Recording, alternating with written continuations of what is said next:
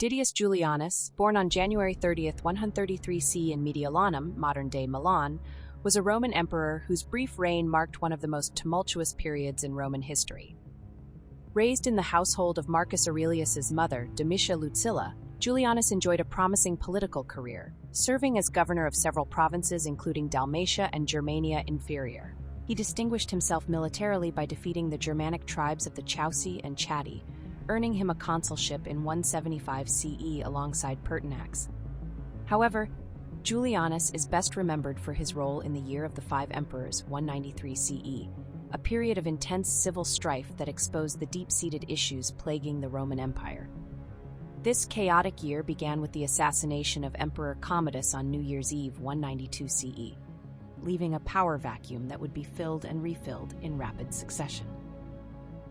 Commodus, son of Marcus Aurelius, had ruled for 12 years, but his reign was marked by erratic behavior, megalomania, and cruelty. He renamed Rome after himself, claimed to be the reincarnation of Hercules, and engaged in gladiatorial combat, which many saw as beneath the dignity of an emperor. His misrule and paranoia led to numerous executions of prominent Romans, including members of his own family.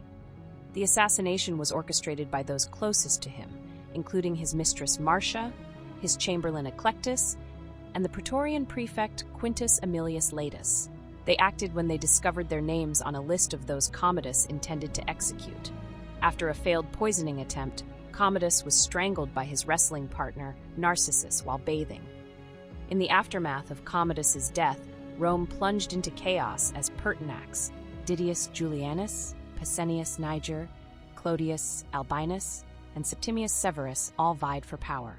The Year of the Five Emperors unfolded as follows. Pertinax, the city prefect, was initially proclaimed emperor but was assassinated after just 87 days. Didius Julianus infamously purchased the throne from the Praetorian Guard in an auction, only to be deposed after 66 days. Pescennius Niger, governor of Syria, and Clodius Albinus, governor of Britain, were proclaimed emperors by their troops. Clodius Albinus, governor of Britain, also laid claim to the throne. Julianus's reign lasted only 66 days.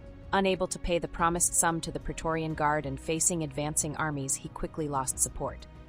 The Senate declared Severus emperor, and on June 1, 193 CE, Julianus was assassinated in the imperial palace. Ultimately, Septimius Severus, commander of the Pannonian legions, emerged victorious and established a new dynasty. The Praetorian Guard played a crucial role in these events.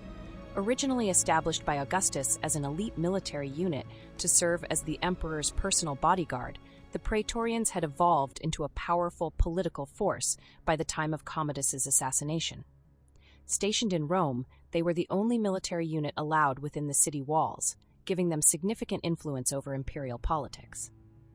Their support could make or break an emperor, as demonstrated by their auctioning of the throne to Didius Julianus.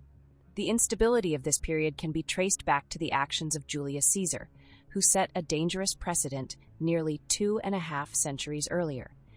In 49 BCE, Caesar crossed the Rubicon River with his army, defying the Senate's orders and effectively declaring civil war. This act of bringing an army into Italy proper was considered treason, but Caesar's success in seizing power demonstrated the potential for military might to override political institutions.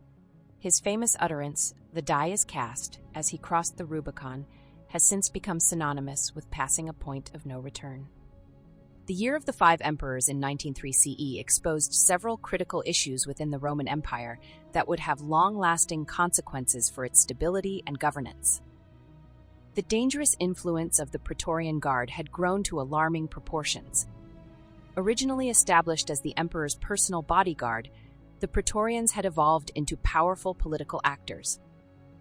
Their role in the assassination of Pertinax and subsequent auction of the imperial throne to Didius Julianus demonstrated their ability to make and break emperors at will. This event highlighted how the Praetorians had transitioned from protectors to kingmakers, wielding influence far beyond their intended purpose. Their actions undermined the legitimacy of imperial succession and created a dangerous precedent for military interference in politics. The growing power of provincial armies and their commanders posed a significant threat to central authority. as demonstrated by the simultaneous claims to the throne by Pescennius Niger, Clodius Albinus, and Septimius Severus.